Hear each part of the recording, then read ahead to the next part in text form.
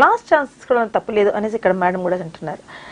Really ma'am, మనం చాలాసార్లు చూస్తుంటాము ఎన్ని ఛాన్సెస్ ఇచ్చినప్పటికీ, అంటే ఇప్పుడు మనం కాలర్ తీసుకున్నట్లయితే కొంతమంది మారరు.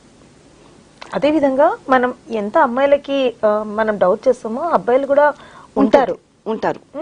మేము మారాము అని చెప్తారు, 1 month 2 months తర్వాత మళ్ళీ వాళ్ళ నిజ స్వరూపాలు వాళ్ళు చూపిస్తుంటారు. అందుకే ఏం చేయాలంటే ఇట్లా మారుతా అని చెప్తారు, అది రాయాలి.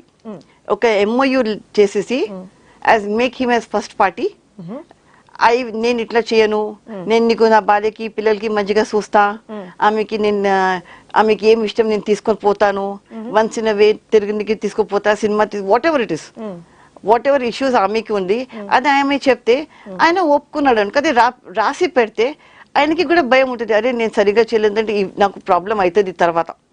సో MOU కంపల్సరీ రాపియాలి ఆల్వేస్. అంటే ఈ MOU రాపించిన తర్వాత